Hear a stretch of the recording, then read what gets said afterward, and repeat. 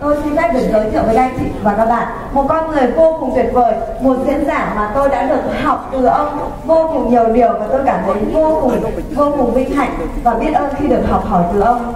Ông là một người cực kỳ tuyệt vời trong việc trao đi giá trị và hết lòng mong muốn cho chúng ta trở thành những con người giàu có và hạnh phúc. Ông là một trong những nhà đào tạo hàng đầu của RIOPEL. Ông đã được tự do tài chính ở tuổi còn rất trẻ và về hưu hoàn toàn vào năm 32 tuổi, là một đại triệu phú tại Mỹ. Và ông đã quyết định dành thời gian của mình để cống hiến, để đem lại giá trị cho càng nhiều người càng tốt. Và chính vì vậy ngày hôm nay ông có mặt ở đây để trao cho chúng ta tất cả những kiến thức, những kỹ năng, những điều chúng ta cần biết để trở thành một con người giàu có từ bên trong. Và vì thế tôi muốn tất cả các anh chị hãy dành 100% năng lượng và hãy vỗ tay thật nồng nhiệt cho ông ấy thấy năng lượng của Hà Nội để đón chào luôn.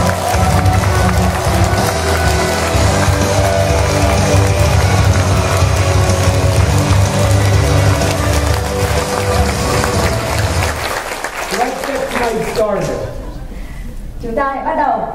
This is going to be new for me. Cái này nó hơi mới với tôi.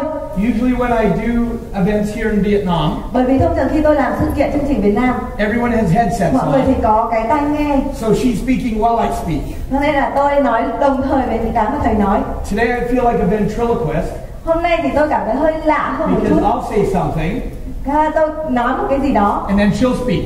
Sau đó cô này mới nói. So we're going to have fun. Cho nên là mình sẽ có niềm vui ngày hôm nay. Raise your hand if you like having fun. Giơ tay lên nếu mình thích có niềm vui. All right, let's check it out like this. Mình sẽ kiểm tra thế này. How many of you would like to have a lot more money in your life? Bao nhiêu người muốn có được nhiều tiền trong đời mình? And how many of you like to have a lot more happiness Bao in nhiêu your người có life? hạnh phúc hơn trong đời mình?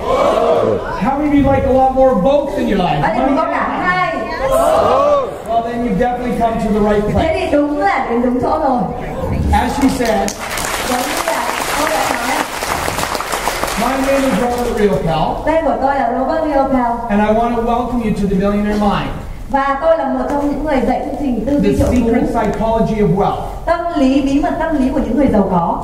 There's a saying that says 80% of success Người ta nói rằng là 80% thành công is just showing up. chỉ là đến đây mà thôi. And since I can't reach all of you, Và bởi vì tôi không thể đến chạm vào I'd like từng you to người, do what she asked you to do earlier. thì tôi sẽ yêu cầu các anh chị làm cái mà tôi đã Put your làm. hands up in the air, Sẽ giơ tay lên, put them around your neighbor's backs, rồi chạm vào vai của bạn, vỗ vào lưng của say họ congratulations for và nói showing chúc up. mừng bạn vì đã đến đây. Chúc mừng bạn đã đến đây. Anh quay luôn. Quay And it's luôn. warm here. Ở đây hơi ấm áp. Is this warm? Về gửi cho em. Nó có cách ở đây nóng không ạ? Or are you Em used định to đi âm this? nhưng mà thầy Đây là nhớ cách đây. chị quen rồi. Where I live in Canada, Khi mà tôi sống ở Canada, very cold. rất là lạnh. At this time of year, Ở đây we get down near zero. và cùng thời điểm này thì phải dưới âm độ.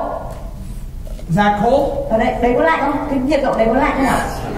In our winter time, Điện thoại máy quay của mình nó kém. we'll get to minus 40. Phải là âm 40 độ. Phía dưới là ghi With the wind chill, Và với cái cơn gió lạnh ấy it'll get to minus 60. thì nó phải đến âm 60. You don't spend much time outside. Cho nên là không thể ra ngoài nhiều được. So I'm actually happy to be in this nice warm Cho temperature. nên là chính ra tôi lại thấy vui bởi vì là được ở cái thời tiết ấm như thế này. I want to let you know, I've been here for a week already, Tôi muốn nói với mọi người tôi ở đây đã được một tuần. and I love coming to Vietnam. Tôi rất thích đến Việt Nam. And the reason is because here, unlike North America at the moment, Bởi vì là ở đây khác với Bắc Mỹ cùng thời điểm. in North America they're not very passionate about learning. Ở Bắc Mỹ người ta không có đam mê học hành lắm đâu. But they are here in Vietnam. Nhưng mà ở đây, ở Việt Is Nam, that true? cái điều đấy có đúng không? Mọi người rất là đam mê. So I like to teach people who want to learn. Cho nên là tôi thích dạy những người muốn học. Where I live in North Khi America, tôi sống ở Bắc Mỹ, there are people who want to learn. có những người muốn học.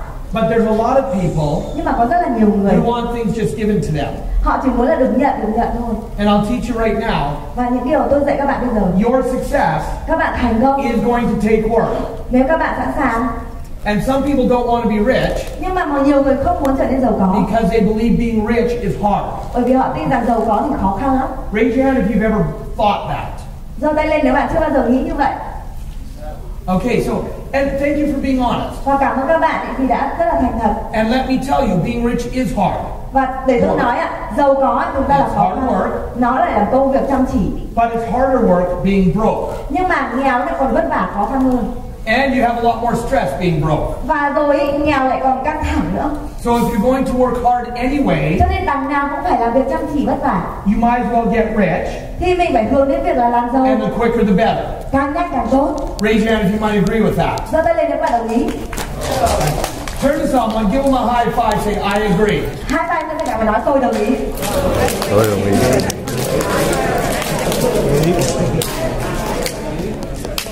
As we get going tonight, và tối hôm nay khi chúng ta mỏi tay đấy.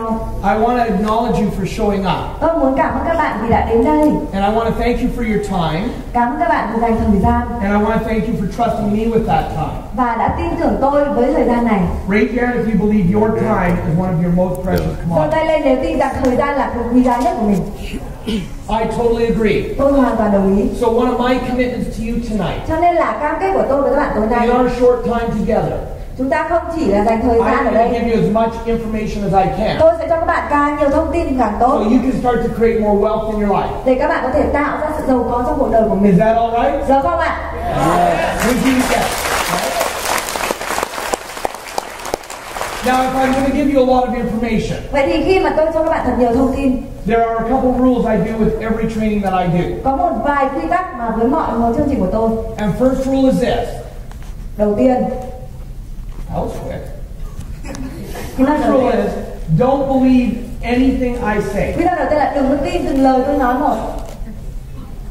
Đừng có tin thứ gì mà tôi nói. Now, raise your hand if that sounds a little bit strange. Giơ tay lên nếu bạn thấy lạ. Okay, here's why I tell you that. Thế thì đây là tại sao? I can only come from my own Kinh nghiệm experience, riêng. Tôi chỉ nói những cái gì mà từ trải nghiệm của tôi thôi.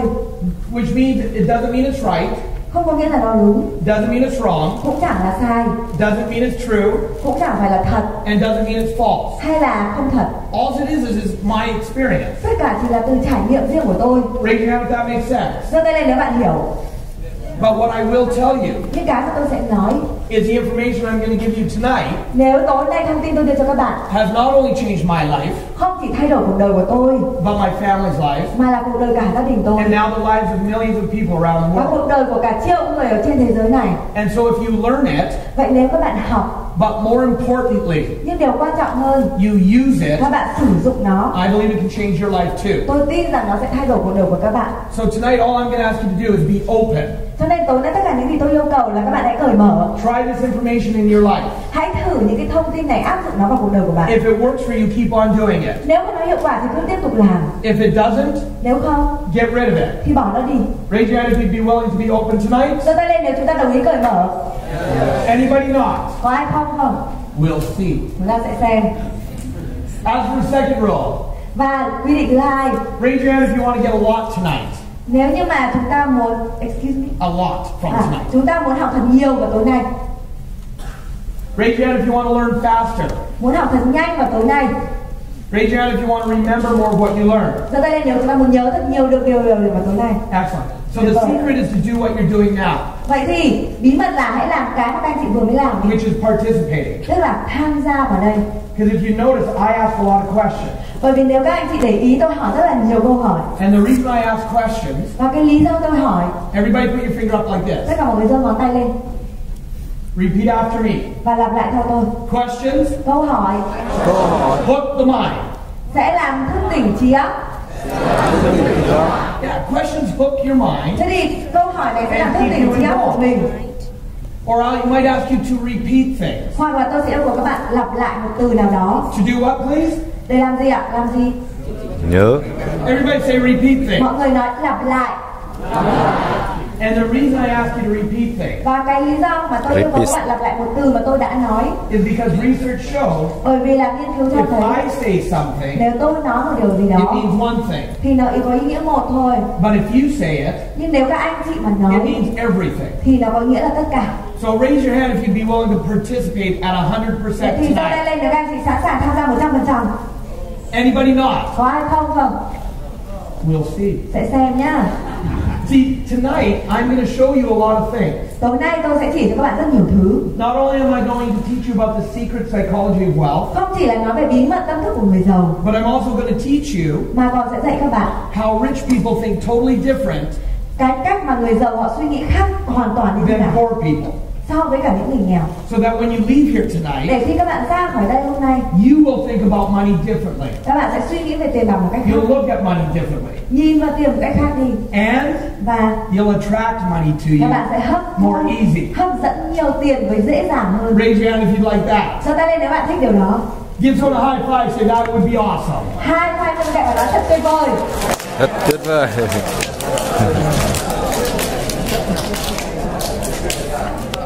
Now, since we are going to spend some time tonight, Bởi vì chúng ta sẽ dành thời gian với nhau tối nay. is it all right if I give you a little bit of my background? Các bạn sẽ ôm Why I'm ý here. nếu mà tôi nói cho các bạn biết về cuộc Would that sống be của tôi, alright? lý do tại sao tôi ở đây được không ạ? Awesome. Because I don't know about you, Bởi vì tôi không biết về các bạn. but if I'm learning from someone, Nhưng nếu như tôi học từ ai đó, especially about money, đặc biệt là về tiền bạc, I want to know what gives them the right to teach me. tôi muốn biết là cái gì khiến cho họ có quyền dạy tôi như vậy. Raise your hand if that makes sense. Giơ tay lên nếu các bạn hiểu được điều này. Excellent. Tuyệt vời.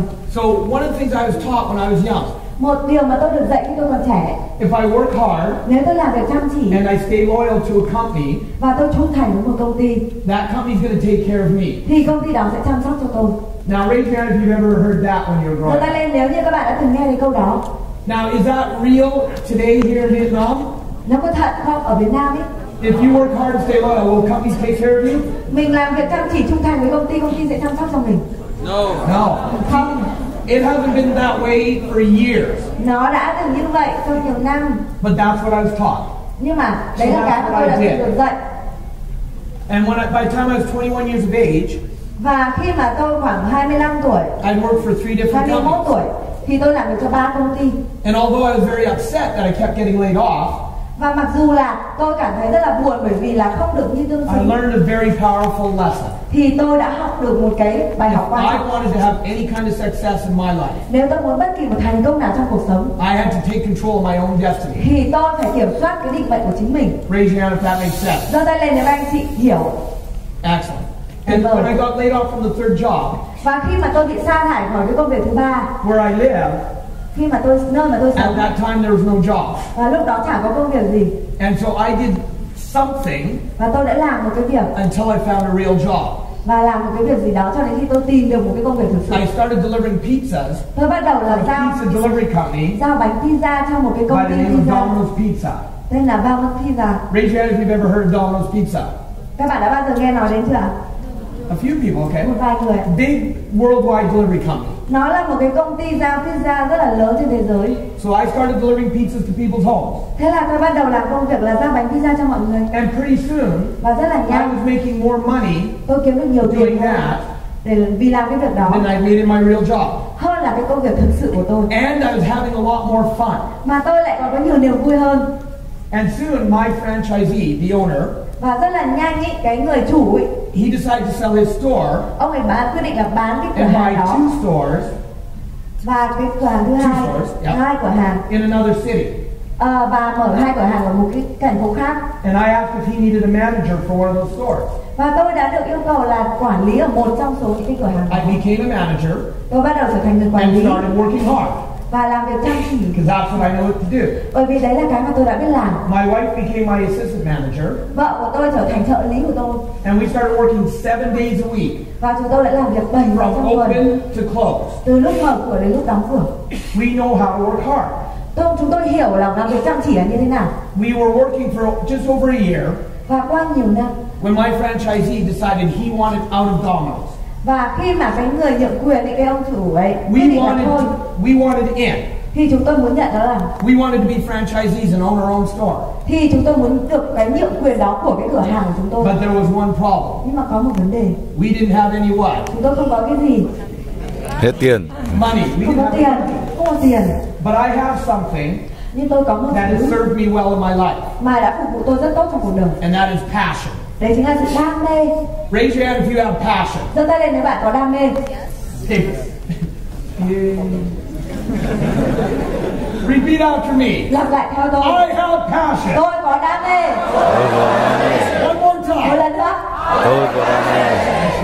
So I knew I wanted to do this. Tôi biết là tôi muốn làm cái điều đó. So even though I didn't have money, Nên mặc dù tôi không có I tiền, learned tôi học how do you buy a business with no money of your own. làm thế nào để mua một công việc kinh doanh mà không bằng It tiền took của us mình. about 4 months, Và mất 4 tháng. and we ended up not just buying the store we worked Và in. cuối cùng không phải chỉ mua mỗi cái đó, We bought both of the stores, mà cả hai. and we used no money of our own. Mà chúng tôi không hề dùng tiền của chúng tôi. Raise your hand if you'd like to be able to do Tôi đã lên được that. các bạn thích làm được điều đó. And we became Domino's Pizza franchisees. Và chúng tôi trở thành người được nhượng quyền And của we're franchisees for 9 years. trong 9 năm chúng tôi làm nhượng quyền How đó. many years, everybody? Bao nhiêu năm ạ? 9 years. And we started making pretty good money. Và chúng tôi cũng kiếm được khá nhiều tiền. But our blueprint, what I'm going to teach you about tonight, Nhưng mà bản kế hoạch tài chính, was set for spending more money than we were earning. bản tài chính của chúng tôi ấy, thì thiết lập ra là chúng tôi tốn nhiều tiền tiêu hơn là mình chừng đó kiếm lại. Raise your hand if you can relate to that. Giơ tay lên nếu các bạn hiểu được điều đó giống như mình. Yeah, and by the time we were franchisees for 8 years, Và đến năm thứ 8 mà chúng tôi làm cái nhượng quyền đó, we were over $150,000 Canadian in debt. thì chúng tôi nợ đến hơn 150.000 đô la Canada. Và công việc đi xuống rất nhanh. And that's when we were sitting in the seats just like you are tonight. Và đó là lúc mà tôi ngồi ở cái vị trí như các bạn đang ngồi We were đây. told about this evening.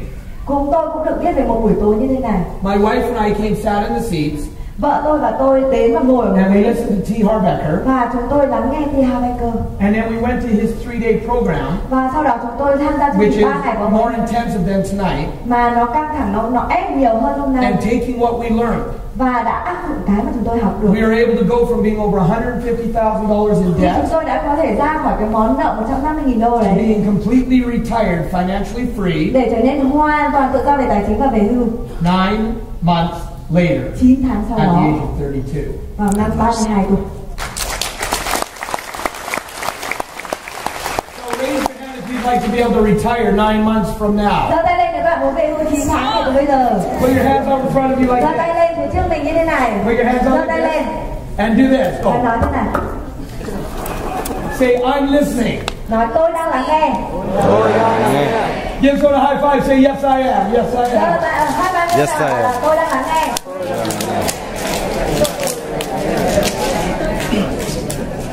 That lesson taught me so much. Cái bài học ở đó dạy tôi rất nhiều. I found my passion was to teach others. Và tôi thấy được cái niềm đam mê của tôi khi dạy người khác. Because my belief is, Bởi vì niềm tin của if I tôi, could even help one person nếu như tôi chỉ có thể giúp được một người do what my wife and I had been able to do, làm cái việc mà tôi và vợ tôi đã có thể làm go được, from being in debt từ việc nợ nần to retired financially free, sang hoàn toàn về hưu, It would make tự it do all tài worthwhile. chính, điều đó vô cùng đáng giá. and at the time, Và vào thời đó T. Harbecker had no trainers. thì Harbecker không có nhà đào tạo nào, He said he was looking for trainers, và ông ấy nói rằng ông ấy đang tìm kiếm nhà đào but tạo, you had to have this much experience nhưng mà phải có đủ kinh nghiệm in front of hundreds of people đứng trước hàng trăm người for a long time. trong khoảng thời gian dài. And the problem was that I had never trained a day in my life. Và vấn đề là tôi chưa bao giờ được đào tạo làm cái việc đó. But if you remember, I said earlier, Nhưng nếu các bạn nhớ lúc nãy tôi nói I have passion. tôi có đam mê. What do I have, Tôi everybody? có cái gì? I have passion. And so I set out to become a trainer. Và như vậy là tôi bắt đầu thiết lập để trở thành một người nhà đào tạo. And in 2004, Vào năm 2004, I became the first person ever tôi trở thành người đầu tiên to teach his programs dạy chương trình của other ông than ấy him. bên ngoài cạnh ông ấy. And since that time, I've traveled around the world many times. Kể từ thời gian đó tôi đi du lịch khắp nơi And trên I've thế taught giới hundreds of thousands of people. và dạy hàng trăm người, To trăm create nghìn người financial freedom in để their có thể life. được tự do tài chính trong cuộc đời của họ. And it's my passion, Và đó là đam mê and that's của why tôi. I'm here tonight. Và lý do tại sao tôi ở đây tối nay. Are you ready to learn? Các bạn sẵn sàng học chưa? Give someone a high five, say, I'm ready to learn. Hai qua với bạn và nói là tôi sẵn sàng học. Tôi sẵn sàng học. Now, the reason Và cái lý do that Harv designed these programs Hart đã thiết kế cái chương trình is này because he noticed something that was very, bởi vì ông ấy biết có một lý do rất very, rất that, rất that, rất that, rất that, rất that. rất I thought I'd say that, you'd say very. very Strange. lạ đúng không ạ? Raise your hand if you'd like to know what he noticed. Giơ tay lên nếu các bạn muốn biết cái mà ông ấy biết. Maybe I'll tell you tomorrow. Thôi ngày mai tôi nói vậy. Now, what he noticed, you could have two people sitting side by side. Ông ấy biết là các bạn có hai người ngồi cạnh nhau, learning the same great information. cùng học một cái lượng thông tin như vậy. One of those people would take that information and they'd skyrocket to success. Một người ấy thì lấy cái thông tin đó và trở nên vô cùng thành công. But the other person, Nhưng mà người kia not much would happen. không được một nửa luôn. And what he learned and what he realized Và cái mà ông ấy nhận ra được is you can have the greatest information in the world. là các bạn có thể có được những thông tin The tuyệt greatest vời, tool. tuyệt vời trên thế giới, trường học tuyệt vời. But if you have the slightest little leak in your toolbox, Nếu như mà các bạn có nếu có một cái lỗ hổng ấy ở trong cái hộp tâm trí của mình, everybody take your fingers, tất cả mọi người giơ tay lên, point at your head. chỉ vào đầu của mình, Repeat after me. lặp lại theo tôi. This is my toolbox. Đây là cái hộp tâm trí của tôi. Đây là hộp tâm trí của tôi. If it has a leak, Nếu nó có một lỗ hổng Nếu nó có một lỗ or hổng, it's not big enough, thì liệu nó có lớn được không? không, Giơ tay. or it's not big enough, I have a problem. Tôi có vấn đề. I So when problem. you realize Vậy thì cái mà ông ấy nhận you ra, can have the greatest tools in the world, các bạn có thể có công cụ tuyệt vời nhất trên but thế if you have giới. the slightest little leak in the Nhưng mà toolbox, nếu như mà có một cái or lỗ if the hổng trong toolbox cái is hộp not đó, big enough, thì những thứ các bạn nhận được nó sẽ You're không gonna đủ have a lớn. problem. Các bạn sẽ có vấn đề. and that's when he started designing programs Và đấy là tại sao ông ấy bắt đầu thiết kế một based chương on trình the inner game of wealth. dựa trên vào cái cuộc chơi tâm lý về giàu có. What kind of game? Trò chơi gì ạ? Everybody say inner. Tâm lý. Tâm lý. Tâm lý. Louder. To. Louder. To. Thank you. Inner game of wealth. Và nó là trò chơi tâm lý And của he sự giàu found có. Và that ông ấy when you khám phá, created you took the inner game, nếu như mà chúng ta lấy cái trò combined chơi ở it bên with the trong outer này world principles, kết hợp với cả những cái nguyên tắc ở virtually bên ngoài, everybody's success went through the roof. thế thì nó sẽ giúp là gì ạ? Tăng cái thành công của chúng ta lên. An example of what I'm talking about. Ví dụ về những điều mà tôi nói, How many of you have ever noticed bao nhiêu người đã that để when a ý millionaire loses their money, khi mà một nhà triệu phú mất tiền they tend to have it back a short time later? thì họ có xu hướng là kiếm lại trong một thời gian Raise your hand ngắn. if you've ever noticed that. Giơ tay lên để chúng ta hiểu. Yeah, an extreme example of that. Và một cái ví dụ rất là rõ. Raise your hand if you've ever heard of Donald Trump. Giơ tay lên nếu mình biết về Donald Trump. Here's this multi-billionaire, Ông ấy là một nhà tỷ phú, everything and more, tất cả mọi thứ ông ấy có. only to have it all back and more. Và ông ấy đã mất tất cả nhưng mà rồi ông ấy lại lấy lại được và còn nhiều hơn chỉ sau một vài năm. And the reason is Và cái lý do là because he never lost the most important ingredient to his success, ông ấy chưa bao giờ mất cái công thức thành công. which is his millionaire mind. Đấy chính là cái tư duy triệu phú của ông ấy. But in Donald Trump's case, Nhưng mà ở trường hợp của Donald Trump, is it a millionaire mind? nó có phải là tư duy triệu phú không? No, he has a billionaire Không, đấy là mind. tư duy tỷ phú. Because how do you realize Thực ra những người nhận ra Donald Trump Donald can Trump never be just a millionaire? không bao giờ chỉ có thể là triệu phú. True? Có đúng không? And the reason is, repeat after me, Và say lý do Donald là Trump. lặp lại theo tôi nói Donald Trump. Donald Trump. His blueprint Bản kế hoạch tài chính của ông ấy is set for billions. là cho tỷ đô. I want to see the B.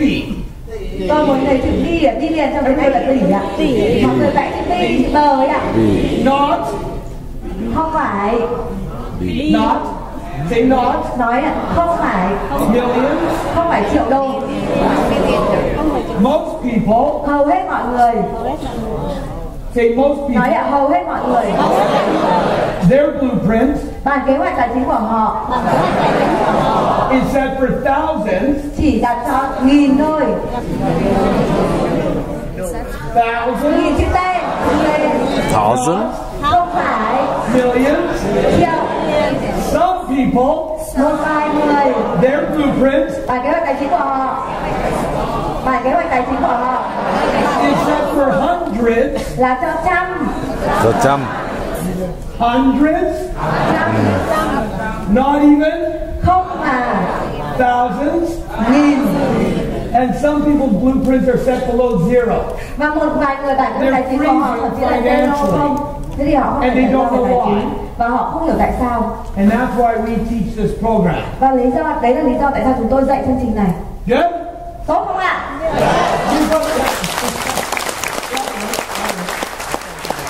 Excellent.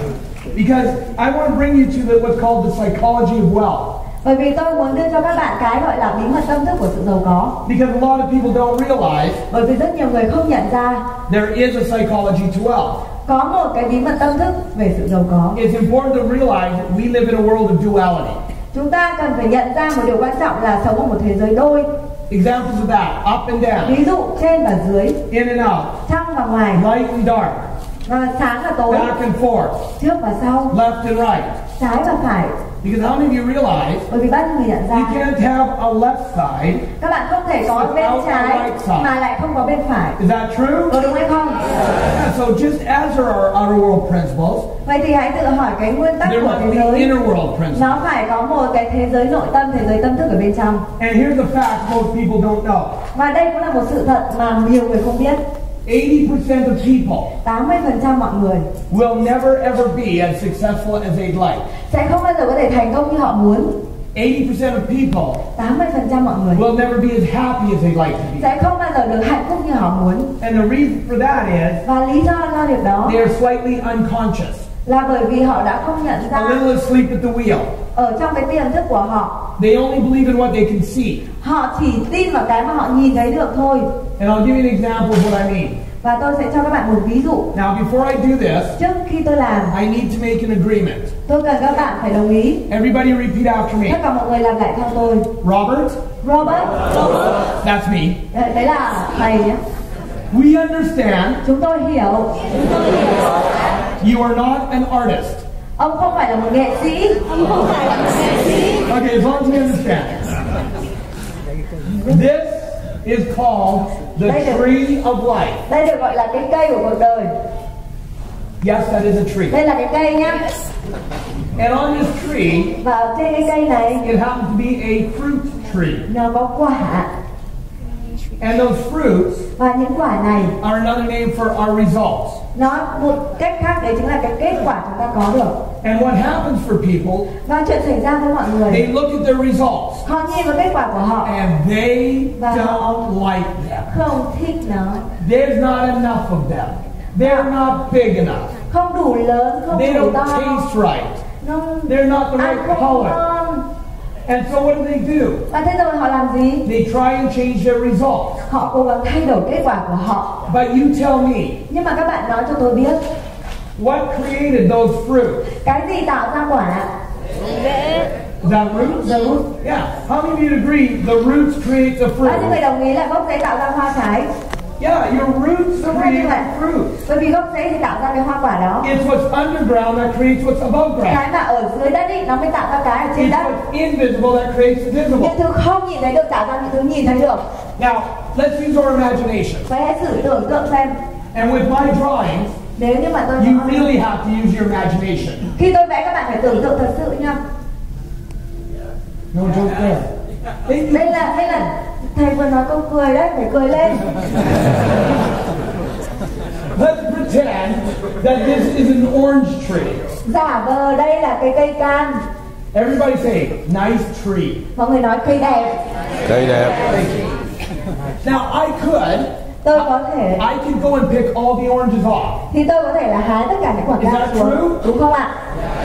And then I could Và tôi cũng có thể tape or staple apples back up. dán cái quả táo lên trên đấy. I could do that, Tôi yeah? có thể làm như vậy được đúng không ạ? And now it would automatically be an apple tree. Vậy thì nó sẽ tự động trở thành một cây táo. Why not? Tại sao không? Well, wait. If I put apples there, Nếu như mà tôi cho táo vào lên đấy the next year, thì năm sau won't it be apples that grow? thì táo có mọc ra không? Why? Tại sao? Because the roots are what kind of roots? Bởi vì là cái rễ của nó là rễ gì? Yeah, they're orange roots. Nó là rễ Yes? cam đúng không ạ? Yeah. And raise your hand if that sounds like a pretty silly example. Và giơ tay lên nếu nó là cái ví dụ ngớ ngẩn. Because here's the thing, ladies and gentlemen. Bởi vì có cái điều này thưa các quý vị, That's exactly what people are doing every day of their life. chính xác đây là điều mà mọi người đang làm với cuộc sống của họ. They don't like the results, Họ không thích kết quả của so họ, they try and change the result. thế họ cố gắng thay đổi kết quả Instead đó. of looking at what's causing Thay those vì results. nhìn vào việc là cái gì gây ra. I don't like my job. Tôi không thích công việc của I'm going to tôi, quit tôi sẽ bỏ and I'll việc just go do this job. và tôi sẽ đi làm cái công việc And này. then soon they don't like it either. Và rồi họ cũng rất nhanh chóng không They thích. forgot to look at why they're not liking their job. Họ quên mất không nhìn ra tại sao họ không So thích. let me put it like this. Thế thì để tôi nói, The only way to permanently cái cách duy nhất để mãi mãi Everybody say permanently. Mọi người nói mãi mãi. Mãi mãi. Thank you. Forever. The only way to permanently change your outer result Cái cách duy nhất để mãi mãi thay đổi kết quả bên is ngoài to change your inner result. là đầu tiên phải thay đổi cái kết quả bên trong đã. Work on the root. Phải làm việc để phát triển bộ rễ của mình thì hoa quả nó sẽ ra. Yes or yes? Đúng hay không? Yes. Because what a lot of people don't realize is we live in 4 quadrants. Không nhận ra rằng chúng ta sống ở trong một cái thế giới có tứ đồ.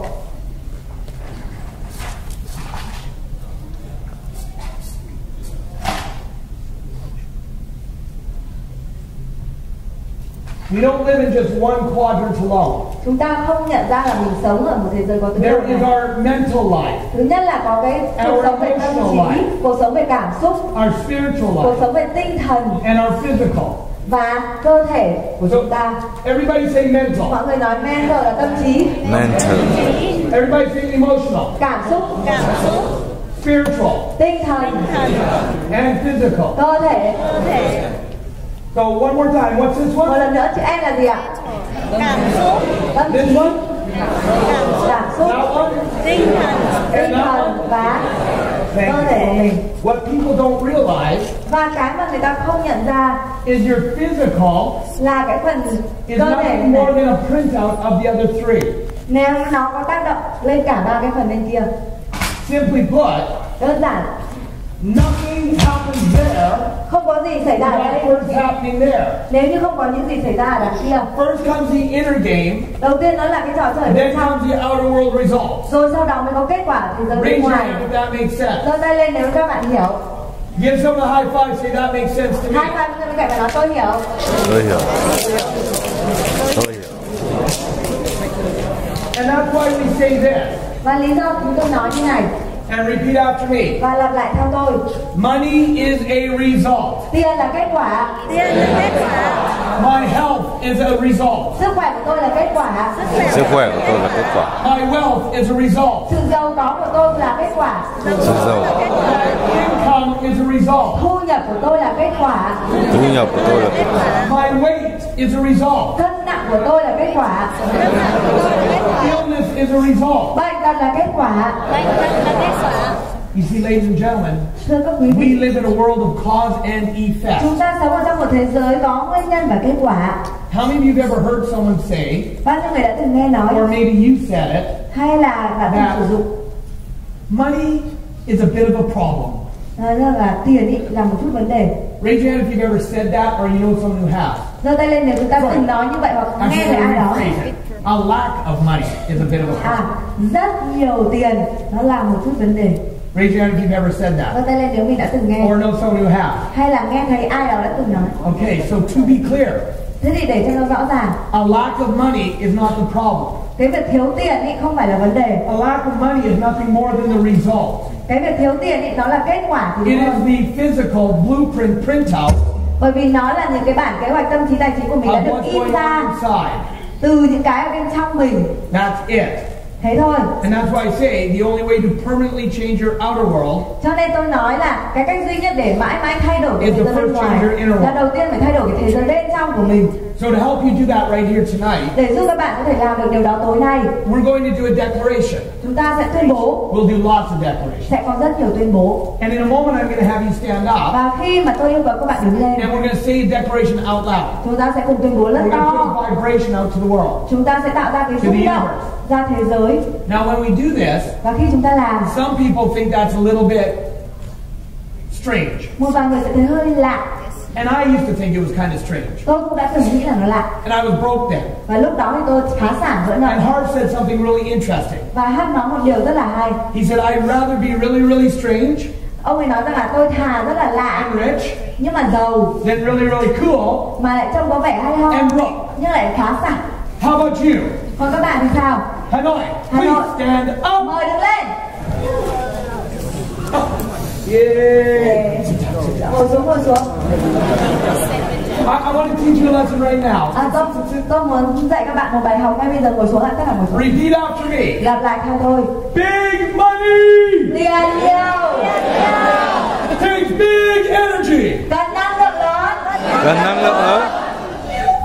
Tiền nhỏ. Everybody go like this. Go. Bạn phải làm lại tim nhỏ. Chỉ cần ít năng lượng thôi. So when I have you stand Vậy up, khi mà tôi đề nghị các bạn đứng lên, I want you to stand up with big energy. tôi muốn các bạn đứng lên với năng lượng thật lớn. Yes? Được không? So Hanoi, please. Hanoi, tôi đứng lên. Đây. Put your hand on your heart. Đặt tay lên trái tim của mình. Yes, sir, your heart, not hers. Anh ơi, trái tim của anh không phải của bạn con gái bên cạnh đâu. Repeat after me. Làm lại theo tôi. My inner world creates my outer world. Thế giới bên trong tạo ra thế giới bên ngoài của tôi. Thế giới bên trong tạo ra thế giới bên ngoài của tôi. Again, please. Lại. One more time, twice as Một loud. lần nữa to gấp đôi. Now turn to someone, look them in the eye, Nhìn give vào them a mắt người high bên five, cạnh, say hai you tay have vào an inner nói. mind. Bạn có tư duy triệu phú. Bạn có tư duy triệu phú. Ồ. And have a seat, have a seat. Now this leads to something called the process of manifestation. Và cái điều này dẫn đến một cái quá trình về việc tạo ra kết quả. And what that simply says Và đơn giản nó nói như này. is my thoughts Suy nghĩ của tôi lead to my feelings, dẫn đến cảm xúc của tôi, which lead to my actions, dẫn đến hành động của tôi which equal my results. sẽ bằng với kết quả của tôi. So everybody else together say my thoughts Tất cả mọi người nói suy nghĩ của tôi Suy nghĩ của tôi. lead to my feelings, dẫn đến cảm xúc của tôi, Thế rồi. will lead to my actions, dẫn đến hành động của tôi, will equal my results. bằng với kết quả của tôi. So that's called the process of manifestation. Đấy chính là cái quá trình tạo ra kết quả. See, one of the things that T. Harv Eker became very well known for, Và một trong những thứ mà T. Harv Eker trở nên rất nổi tiếng, he would make a statement that says this: ông ấy nói một câu thế này: give me 5 minutes with anyone, cho tôi 5 phút với bất kỳ một ai, and I can predict your financial future tôi có thể dự đoán được tương lai tài chính của for họ the rest of your life. cho toàn bộ cuộc đời còn lại của họ. And people say, how can you do that? Và mọi người nói là thế nào mới làm Well, in được? a short conversation, Vậy thì trong một cái cuộc nói chuyện ngắn, Harv, Hóc myself, hay là tôi, by asking you some questions, bằng cách là hỏi các bạn một số câu hỏi, we can identify what your money and success blueprint is set for. chúng tôi có thể xác định ra cái bản kế hoạch tài chính của các bạn là thành công như thế nào. What people don't realize, Cái mà mọi người không nhận ra, everyone in this room, mỗi một người ở trong căn phòng you này, have a blueprint, các bạn có một a bản kế hoạch financial tài chính thermostat that's set for a certain amount. và nó sẽ quyết định cái hành động và kết quả của các bạn. And it is that blueprint, Và chính vì cái bản kế hoạch tài chính more đó, than anything and everything else combined, nó hơn tất cả những thứ khác kết hợp lại, that's going to determine your financial success. sẽ quyết định cái thành công về tài chính của các bạn. Now, I want to say that again. Tôi muốn nói là That blueprint, cái bản kế hoạch tài chính đó more than anything and everything else combined, lớn hơn bất kỳ một cái gì và tất cả mọi thứ cộng lại, will determine your financial sẽ quyết định future. tương lai tài chính của các And bạn. so, most people, Vì vậy hầu they hết mọi don't know người what their financial blueprint set họ for. không biết cái bản tài chính của họ như thế nào. Most people, Hầu hết mọi người it's set for very low. họ thiết lập nó rất là thấp. But when you learn to identify it and crank it up, Nhưng khi mà chúng ta học cách xác định và cố gắng you nâng can lên, actually attract more money. chúng ta có thể là hấp dẫn nhiều tiền hơn. So let me ask you this question. Thế nên tôi hỏi các bạn, Who would like to crank up their blueprint tonight? ai muốn nâng cấp bản kế hoạch tài chính của mình tối nay? Give someone a high five, say that's me, that's me. Hai tay lên là tôi đây, tôi đây. Tôi đấy. Come on, can we get it clear in here? Because here's the thing. You can be the best person in real estate. Các bạn có thể là người giỏi nhất ở trong bất động sản, You can be the best at investing. hoặc là giỏi nhất trong việc đầu tư, You can be the best at your profession. hay là giỏi nhất trong cái lĩnh vực chuyên môn của các bạn. But if your blueprint's not set for a high level, Nhưng nếu bản kế hoạch tài chính mà nó không được thiết you'll lập ở never mức have cao, success. các bạn sẽ không thể thành công. Or if you do get some, Hoặc nếu như các bạn có thể có it một will be thành công short-lived thì rất là nhanh thôi, and it'll go away. nó sẽ đi. So let me put it like this. Bởi vì để tôi lấy thế này, If the thermostat in this room, the thermostat, the temperature gauge, nếu như mà cái điều hành cái bản nhiệt độ á, cái điều hành nhiệt độ if the temperature gauge in this room ở trong cái căn phòng này is set for 22 degrees, nó được lập là 22 độ. there's a really good chance the temperature is going to be 22 degrees. Thế thì cơ hội rất là lớn là cái nhiệt độ nó sẽ là 22. Is that true? Có đúng hay không ạ? But here's where it gets interesting. Nhưng cái này thú vị. Maybe the doors are open, Có thể là cái cửa it's mở hot outside, và bên ngoài nóng, And the temperature might go up to 25, Thế 26. thì nhiệt độ trong này có thể là tận 25, 26. Is that possible? Có thể không? But what will eventually happen? Thế thì cái gì đã thực sự xảy ra? The temperature gauge will kick in and bring it back down to 22. Thì cái điều hòa nhiệt độ nó sẽ giảm cái nhiệt độ lại, đúng không ạ? Yes? Đúng hay không? Yeah. Or if it's cold out, Hoặc nếu như ở bên ngoài mà nó the lạnh temperature might get down to 16. thì cái nhiệt độ trong phòng có thể xuống But the đến gauge 6. will kick in. Nhưng mà rồi cái điều hòa ấy, nó sẽ nâng lại về đúng 22. And an example of what I'm talking about. Và một cái ví dụ, How many of you have ever heard bao nhiêu người đã từng nghe of someone winning millions and millions and millions in the lottery? một vài người trúng xổ số hàng triệu. And within a couple of years, they've lost it all. Và trong một vài năm họ mất luôn Raise your hết. hand if you've heard that, yes? And that's a big example of it. Đây chính là cái ví dụ. They won all this money, Họ có tất cả but những they cái didn't know đó, how to handle it. nhưng họ không biết cách Their xử lý và blueprint was quản not lý set. như thế nào. Cái bản chất tài chính của họ không được thiết lập để mà quản So lý it lấy kicked tiền, in cho nên là nó and said, sẽ kéo họ lại về như cũ and they ended up losing all their money. và cuối cùng là họ mất hết tiền. So that's why it's important to raise your, we call it thermostat. Is Và there a chúng word ta for gọi that? đấy là cái nhiệt kế. Repeat after me. Lặp lại theo tôi. Tonight, Tối nay I am cranking up my blueprint. tôi sẽ nâng cấp bản kế hoạch tài chính của tôi. Give someone a high five, say you're awesome, you're awesome. Hai tay bảo nó bạn tuyệt vời. Là tuyệt vời. So the question comes down to this. Vậy thì câu hỏi đặt ra về vấn đề này, How is your blueprint formed? các bạn hình thành bản kế hoạch tài chính của mình như thế nào? Well, it primarily consists of the information that you learned as a child. Vậy thì những cái thông tin cơ bản đầu tiên các bạn học được khi còn là một đứa trẻ, Everything you heard, saw, or experienced tất cả những gì các bạn đã nghe thấy, nhìn thấy hoặc là trải as nghiệm a thấy child là một đứa trẻ, is what is causing your financial decisions today. thì nó đã tạo ra cái quyết định về tài chính cho các bạn ngày hôm nay. And so if you think of all the primary sources of education, Vậy nếu như chúng ta nghĩ về tất cả các cái nguồn sơ cấp Parents. đầu tiên, parents, bố mẹ, siblings, anh chị em, teachers, thầy cô giáo, religious leaders, rồi những nhà lãnh đạo về tâm Culture. linh, văn hóa the internet, và internet. all these things that kids experience as they're growing up. Tất cả những cái này khi mà con trẻ trải That's nghiệm what's giving them the program. trong quá trình lớn lên, nó sẽ lập trình ở trong đầu And it's nó, what they learned as a child và những cái mà học được khi còn nhỏ that is now playing out in your decisions today. bây giờ hiện ra ở trong các quyết định tài chính. As an example, let's take culture. Ví dụ hãy nói về văn hóa đi. How many of you would agree Bao nhiêu người đồng ý? that certain cultures deal with money certain ways, Một vài văn hóa ấy, thì ứng xử với tiền theo một cách khác nhau, and other cultures deal with it in a totally different way? và cái văn hóa khác ấy thì ứng xử với tiền hoàn toàn khác Raise với your văn hand hóa if you này. agree. Các bạn đồng ý thì giơ tay lên. Do you think a baby is born knowing how to do money, Các bạn nghĩ là một đứa trẻ sinh ra ấy, thì cái cách là xử lý tiền như thế nào? or are they taught how to do Hay money? là nó được dạy cách xử lý tiền như thế nào? Which one? Cái nào ạ? Dạy. Họ, We were taught how to do money. chúng ta được dạy cách kiếm tiền và xử lý tiền thế nào? Mọi người giơ tay lên, đặt tay lên ngực Repeat after me. và lặp lại theo tôi. I was taught how to do money. Tôi được dạy cách kiếm tiền. Tôi được dạy cách kiếm tiền. Turn to someone, give them a high five, say yes, you were. Hai vai phải nói là đúng rồi. Đúng rồi. And here's the problem. Và vấn đề là thế này, Most people hầu hết mọi người were taught how to do money được dạy cách kiếm tiền by broke people. bằng những người nghèo và phá sản.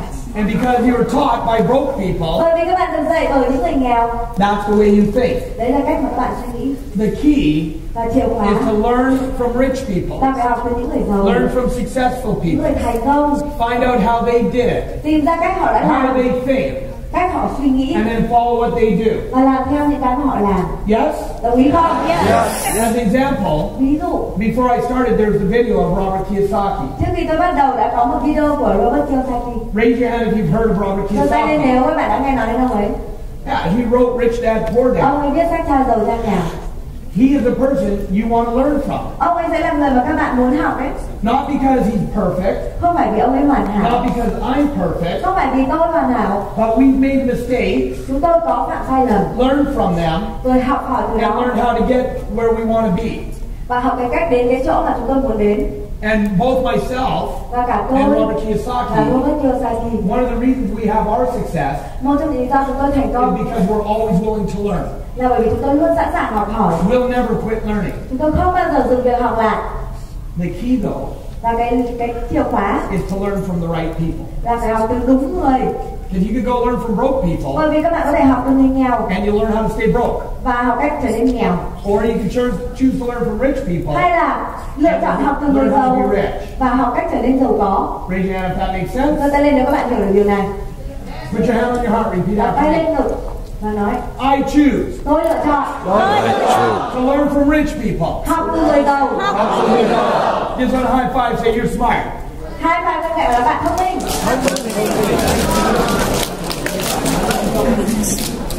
And as I mentioned, Và như là tôi đã nói, you are conditioned to think the way you do.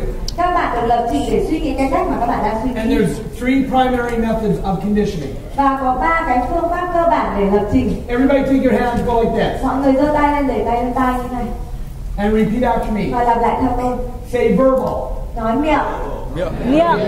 Say it louder. Miệng. Yeah, verbal conditioning. Everybody go like this. Go like this. Làm như thế này. I'm watching you.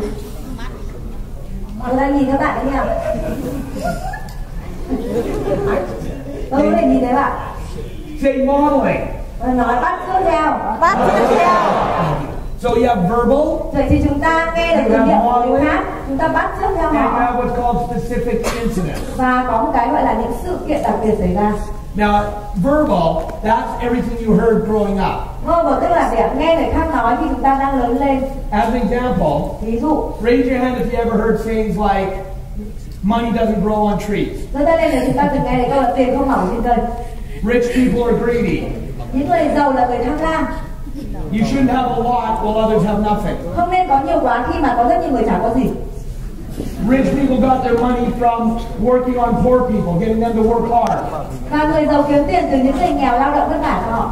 How many of you heard sayings like that when you're growing up? Bao Yeah? nhiêu người đã từng nghe những câu này khi mình lớn lên? Notice, when it comes to rich people, Vậy để ý khi mà người giàu ấy, very seldom do you hear good things. thì chúng ta thường hay nghe những cái lời tốt. And the main reason is Và ít khi mà nghe những lời tốt về người giàu. because the government doesn't want you being rich. Bởi vì là chính phủ không thích các bạn giàu. They want you working hard. Mà muốn các bạn làm việc chăm chỉ vất So they vả. don't want you to think being rich is good. Cho nên họ không muốn các bạn nghĩ rằng giàu là tốt. See, the problem is, Và cái vấn đề là every one of those negative sayings you heard growing up mỗi một cái lời nói tiêu cực chúng ta nghe khi chúng ta are lớn lên lodged in your subconscious. thì nó đã được khóa vào trong tiềm thức của mình. And now are playing out in every decision Và you bây giờ nó make. hiện ra ở trong mọi cái quyết định về tài chính của các bạn. Raise your hand if that makes Giơ sense. tay lên nếu các bạn hiểu. Give someone a high five. Say that makes sense to me. Hai vai phải nói là tôi hiểu. Tôi hiểu. Tôi hiểu. When it comes to modeling, Và khi mà chúng ta bắt chước ai đó, what were your parents or guardians like in the area of money? thế thì bố mẹ hoặc là người chăm sóc của chúng ta làm gì? Were they savers or spenders? Họ là người hay chi tiêu hay là người tiết kiệm? Did they manage money well or mismanage money? Họ quản lý tiền tốt không hay là không tốt? Did they pick winning investments or losing investments? Thế thì họ đầu tư có tiền hay là đầu tư lỗ? Did they work hard or did they work smart? Họ làm việc vất vả hay họ làm việc thông minh? Everything you saw your parents do Tất cả những gì mà các bạn nhìn thấy bố mẹ mình làm is what you now play out in your life as well. bây giờ cũng hiện ra ở trong cuộc đời của các bạn. And the reason is, Và cái lý do as là the saying says, mặc dù nó hơi buồn, monkey see, monkey do. khỉ nhìn thấy thì khỉ làm. So chances are, Cho nên là khả you năng will be exactly các bạn sẽ like chính one xác or both of your parents in the arena of money. như một bố hoặc mẹ hay cả hai bố mẹ của bạn trong lĩnh vực tài chính tiền bạc, trừ khi You're the exact opposite. là các bạn hoàn toàn ngược lại. And the reason you would be the exact opposite, Và cái lý do các bạn hoàn toàn ngược lại so với bố mẹ it depends on how upset at them you got. tùy thuộc vào việc là các bạn bực mình với bố mẹ mình thế nào. Maybe your family didn't have a lot of money, Có khi là bố mẹ của các bạn không có and nhiều you didn't tiền get something that you wanted. và các bạn không thể có được cái mà các bạn muốn. So in your mind you went, Thế nên là trong đầu của I'm mình going to create wealth các bạn nghĩ tôi sẽ tạo so ra I sự can giàu have có whatever I want. để tôi có thể có bất kỳ I'm cái gì not tôi going to be muốn. like you. Tôi sẽ không giống như bố mẹ. And so maybe you do create wealth. Và có thể là các bạn thực sự tạo ra sự giàu có. But one of the things we teach at our 3-day weekend Nhưng mà một trong những điều chúng tôi dạy trong 3 ngày học cuối tuần, is the problem is this. cái vấn đề đó là thế này. If the result of your money Nếu như cái kết quả của tiền của các bạn comes from the roots of đến từ anger, cái gốc rễ của sự tức giận, the more money you get, càng có nhiều tiền the more angry you will get. các bạn càng tức giận And the nhiều. only way you'll ever get rid of the anger Và cách duy nhất để các bạn không tức giận nữa is to get rid of the money. là không có tiền. Raise your hand if you know people who seem to have a lot of money, but they're very angry people.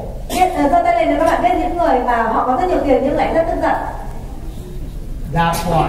Đấy là lý do đấy. See, what we want you to do Vậy cái mà chúng tôi muốn các bạn is we làm want you to create wealth in your life là muốn tạo ra sự giàu có trong cuộc đời based on purpose and joy. dựa trên mục đích sống và niềm vui. So that the more money you have, Để các bạn càng có nhiều tiền the more on purpose you are, thì các bạn càng sống có ý nghĩa and the hơn more joy you have in your life. và càng sống có nhiều niềm vui hơn. Raise your hand if you think that would be pretty cool. Giơ tay lên nếu các bạn nghĩ điều đó thật là hay. Give them a high five. Say that would be awesome. That would be awesome. Hai pha các bạn nói điều đó thật tuyệt. Điều đó thật tuyệt. And that's one of the reasons I do what I do. Và đấy là một trong lý do tôi làm cái việc tôi đang làm. Now, when we talk about incidents, Và khi chúng ta nói về một sự so kiện, the third way of conditioning. cái cách thứ ba để mà lập trình. So there was a young lady Có một người phụ nữ when she was a trẻ little girl. khi còn là một đứa trẻ nhỏ. In North America, we have trucks that come around with ice cream. Ở Bắc Mỹ chúng tôi thường hay có những cái xe bên nó chạy And they would play và bán music. kem và nó sẽ bật âm nhạc. And so she'd hear the ice cream truck coming, Và khi còn là đứa trẻ cô ấy nghe thấy cái âm nhạc của cái xe and she'd đó go to her mom, và chạy ra chỗ mẹ and she would ask và sẽ hỏi for 10,000 dong, cho khoảng 10.000 đồng and her mom would say, và mẹ sẽ "Sorry, bảo dear, xin lỗi con yêu, I don't have any money. mẹ chả có đồng nào, Go ask your dad. ra hỏi bố đi, Your dad's got the money." bố có tiền. So she'd go running to her dad. Thế là cô get bé the đấy money. chạy ra xin bố mà được tiền, She'd go get her ice cream. chạy ra mua được She kem, was a happy girl.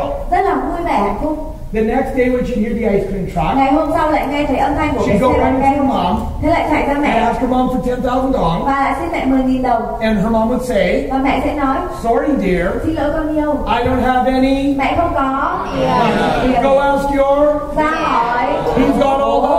bố có tiền. She'd go to her dad, get the money. Thế rồi lại ra là bố có tiền. What do you think that little girl learned about money? Thế thì các bạn nghĩ rằng là cô bé nhỏ đấy học She được learned là that tiền, men have all the học được rằng money. đàn ông thì có tất cả tiền, Yes or yes? đúng hay không? And that her mom, that women don't have money. Và mẹ của cô ấy cũng như là phụ nữ thì không có tiền. Her mom, the deity in the house, Và mẹ của cô ấy là cái nhà chăm sóc Didn't gia have đình, money. không có tiền. so when she grew up Vậy thì khi cô ấy lớn lên, and she got married, lấy chồng, what do you think she expected from her husband? các bạn nghĩ là cô ấy mong đợi gì từ chồng mình? That he should have Nhiều all tiền. Là ông ấy là phải có tiền, It wasn't 10,000 dong không anymore. còn là 10.000 đồng It had nữa, gone way up. mà nó phải cao hơn rất nhiều. How many of you know what I'm talking Bao nhiêu người about? hiểu điều tôi đang nói? And so that's how powerful specific incidents are as Và well. đấy chính là cái cách mà những cái sự kiện trong cuộc đời nó ảnh hưởng đến chúng ta mạnh mẽ thế nào. So the big question that I have for you Thế thì những cái câu hỏi tôi cho các bạn. is, what is your money and success blueprint set for? Thế thì bản kế hoạch tài chính của các bạn thiết lập như thế nào cho thành công? Is it set for struggle or for ease? Có phải thiết lập cho việc khó khăn hay là việc dễ dàng? Is it set for working hard or having nice balance? Cho cái việc là làm việc vất vả hay là có sự cân bằng cuộc Is sống? it set for a consistent income or an inconsistent income? Được thiết lập cho việc là liên tục có thu nhập hay là không được như vậy? You know the yo-yo effect? Các bạn có biết là First cái you hiệu got it, ứng then you yo-yo don't, không? then you got it, then you don't, then you got it, Con then you yo-yo don't. lên xuống có Nothing không more có. than a blueprint. Không có cái gì khác hơn so với cái bản kế hoạch tài chính. Is it set for a high income Vậy nó được thiết or a lập low cho income thu nhập cao hay or a thu nhập thấp mediocre income? hay là kiểu trung bình thôi? Blueprint. Bản kế hoạch tài chính của các bạn. Your blueprint can actually be set for specific amounts. Bản kế hoạch tài chính của bạn có thể được thiết lập trong một cái mức Are tiền cụ you thể. set for earning $500 million a year? Có phải là các bạn thiết lập được kiếm được khoảng 500 Maybe it's set for earning $1 billion triệu đồng một năm không? Hay là nhiều hơn? Maybe it's set for earning $50 million a year. Hay là 15 triệu đồng một năm? That's all blueprint. Ví dụ như vậy, đấy chính là bản kế hoạch tài chính của các bạn. I didn't realize one of my blueprints, Tôi đã không nhận ra một trong những bản kế one hoạch of tài my chính của beliefs, một trong những niềm tin của tôi is I felt bad là tôi cảm thấy if tệ I earned more money than my dad. nếu như mà tôi kiếm nhiều tiền hơn bố tôi. And at the time, Và lúc the đó most my dad ever made in 1 year cái mà số tiền mà bố tôi kiếm được nhiều nhất trong một was năm $40,000 Canadian. là 40.000 đô la Canada. And so anytime I get up to the 40,000, Cho nên cứ mỗi lúc mà tôi lên đến mức 40.000 I felt guilty to earn more than he did. thì tôi lại cảm thấy tội lỗi And I would sabotage myself và tôi sẽ and tự go down hành in hạ income. mình để giảm cái thu nhập của tôi xuống. It was my blueprint kicking in. Và đấy chính là cái bản kế hoạch tài chính của tôi đá tôi như vậy. The moment I identified my block, Và cái thời điểm mà tôi nhận ra được cái điều đó I increased my blueprint, và tôi gia tăng cái bản kế hoạch tài chính của mình I started earning more.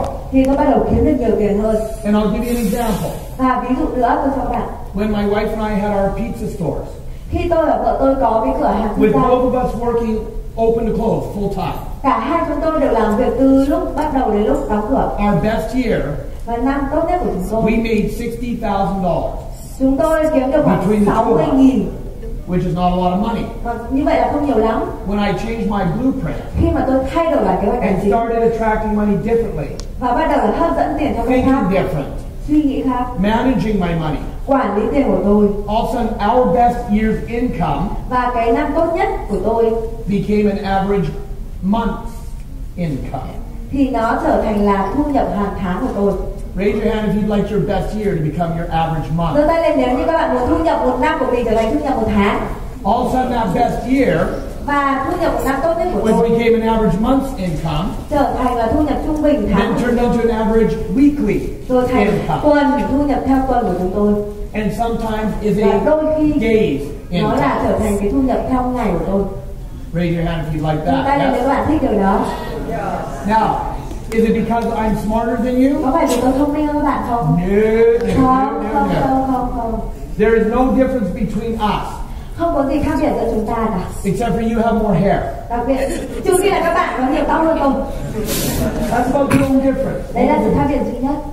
I just learned how to change my blueprint Tôi đã học được cách thay đổi bản kế hoạch tài so chính that I didn't get stuck at để a tôi không low bị number. stuck ở một cái số nó Raise thấp. your hand if you'd like to change your Giơ tay blueprint. lên nếu các bạn muốn thay đổi bản kế hoạch tài chính của mình. Give someone a high five, say that's for me, that's for me. Hai tay bạn phải nói là điều đó dành cho tôi. Điều đó dành cho tôi. So then the question is, Thế thì câu hỏi là, how can you tell what your blueprint stands for? vậy các bạn có thể nói về việc là bản kế hoạch tài chính của mình thiết lập cho những cái gì? Simple answer, Câu trả lời đơn giản. look at your results. Kết Hãy quả. nhìn vào kết quả của các bạn. How much money do you have in the bank? Các bạn có bao nhiêu tiền trong ngân How much do hàng? you make in income? Hàng tháng thu nhập bạn là bao How do nhiêu? your investments do? Cái đầu tư của các bạn là như thế nào? All those results are your blueprint staring you in the face. Tất cả những cái kết quả đấy chính là bản kế hoạch tài chính của các bạn dán ở trên trái của mình ấy. Raise your hand if that makes sense. Cho nên Yes? nếu bạn hiểu được điều đó. Excellent. So that's why you want to learn what it is so you can change it. Yes? Vậy đấy là lý do các bạn học để có thể thay đổi được đúng không? Yes? Đúng không? Because again, as I said, ladies and gentlemen, Bởi vì một lần nữa tôi nói với the các bạn, only way you can permanently change your outer results cách duy nhất để có thể mãi mãi thay đổi được cái kết quả bên ngoài is to first change your là đầu tiên thay đổi cái gì? Bên trong. results. Cái thế giới bên trong That's của the chúng key. ta, cái kết So quả bên that's trong. why, Và lý do well, let me ask this question. để tôi hỏi, Raise your hand if you're learning something so far. giơ tay lên nếu bạn học được một điều gì đó. And raise your hand if you're happy you're here. Nếu giơ tay lên nếu bạn vui vẻ khi ở đây. They're quietly happy. Các bạn vui vẻ một cách yên lặng.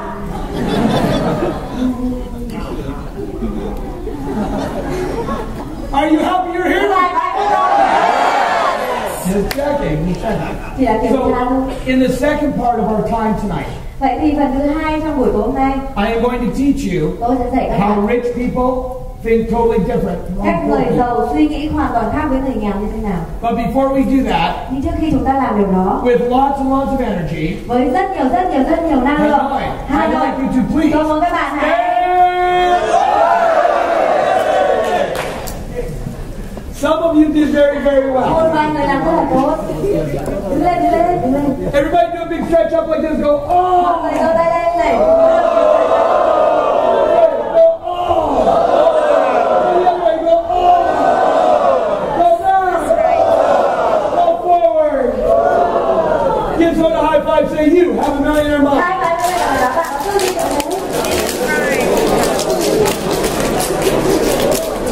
And have a seat. Yeah. Give someone else a high five, say I'm ready for more. I'm ready for Hai more. tay nếu bên cạnh phải nói là tôi sẵn sàng học thêm rồi. Sẵn sàng học thêm. All right. Let's talk how rich people think different than poor people. Bây giờ mình sẽ nói xem người giàu nghĩ khác hoàn toàn với người nghèo thế nào.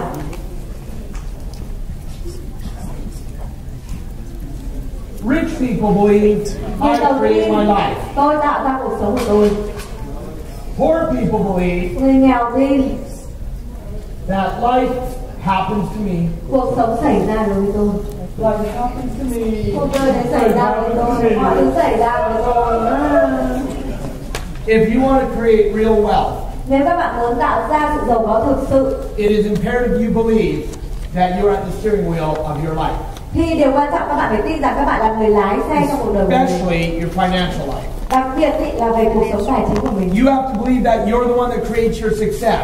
Phải tin rằng mình là cái người tạo ra thành công của mình. You're the one that creates your mediocrity. Các bạn là người tạo ra cái sự bình bình của mình đấy. You're the one that creates your failure. Các bạn là người tạo ra cái thất bại của mình. Conscious or unconscious, it's still you. Dù có là ý thức hay là không ý thức vẫn là bạn thôi. Yes or yes? Đúng hay không? Đúng hay không? Thank you. Instead of taking their responsibility in life, though, Và chịu trách nhiệm với những gì xảy ra. some people get caught playing the role of the victim. Nhưng mà một vài người ấy, thì họ lại cho mình là nạn nhân. They play the victim. Họ chơi trò chơi nạn nhân. And there's three very distinct clues Và có 3 cái dấu hiệu rất là rõ how you ràng know if someone's in a victim role. để chúng ta biết được rằng người này đang chơi trò chơi nạn nhân. Now, before I tell you what they are, Trước khi tôi nói họ là ai, I understand tôi hiểu that no one in this room là không ai ở trong căn phòng này ever plays the victim. không bao giờ do từng chơi trò chơi nạn nhân. I understand that. Tôi hiểu. But if you know people who do this, Các bạn không phải, nhưng nếu như mà các bạn biết những người ngoài kia họ chơi trò đó thì hãy giúp đỡ họ, yes? được không? One of the things, how you can tell a victim, Một trong những cách chúng ta biết họ đang chơi trò chơi nạn is nhân they like to blame. là những người đó họ thích đổ lỗi, They like to blame the economy, đổ lỗi cho nền kinh the tế, government, cho chính phủ, their boss, cho ông chủ, their employees, cho nhân viên, their family. cho gia đình. It's always someone else, it's always something else. Luôn luôn là lỗi của ai đó hay cái gì đó. And of course, everybody blames their parents. Và tất cả mọi người đều là như thế.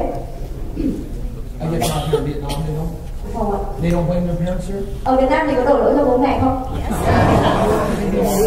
You guys are like, hello, is this on? Are you guys tired? Mọi người có đang mệt không? You're just serious learners, right? Các bạn là những người học rất nghiêm túc đúng không nhỉ? Okay, just checking. Or the second way you can tell Cách thứ hai để mình nhìn ra được is they do this. là They họ làm thế này. justify. Họ biện hộ. Everybody say justify. Mọi người nói biện hộ. Yeah, they justify, like saying things like, Họ biện hộ. you know, Anh biết không? money's not really important. Tiền không thực sự quan trọng. And I'm going to say it like this. Và tôi sẽ nói thế này. If you said your wife or your girlfriend Nếu mà anh chị nói wasn't là really important, vợ hoặc bạn gái của mình không thực sự quan trọng, would they be around for really long? thì họ có ở bên cạnh bạn lâu không? Không. So if you don't believe money's important, Vậy nếu như mà bạn không tin that's tiền why quan it's trọng, not hanging around. đấy là lý do tiền không ở bên cạnh bạn. True. Đúng hay đúng nào? You know, I have a, yes, you can give that a round of Có applause. thể vỗ tay được đấy.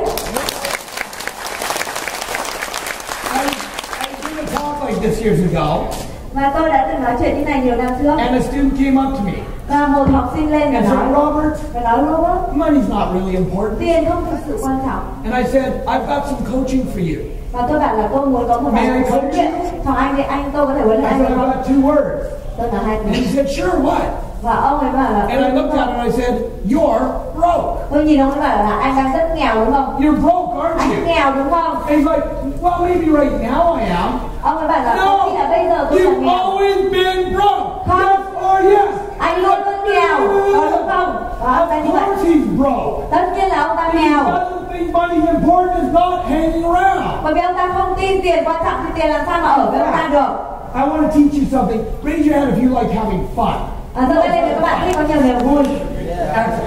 You can actually dazzle your friend with this information.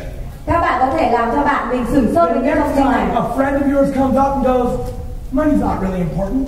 Lần sau nếu như mà bạn nói với các anh chị là tiền không thực sự quan trọng, Here's what I want you to do. thì đây là cái tôi muốn các anh chị làm. Put your hand on your head and go like this. Đặt tay lên trán và nói là như này. You're broke. Anh nghèo lắm. And then you go, how did you know? Anh sẽ bảo là làm sao mà cậu biết được? And you go, what else would you like to know? That'll be $1 million, please. Và bạn sẽ bảo như thế này, cậu có muốn biết gì nữa không? Trả 1 triệu đồng ra đây. You can have some fun, yes? Các bạn đã Yes. Or the third thing that they do Và cái dấu hiệu thứ 3 is they do this. là họ làm thế này. They complain. Họ tham tiền.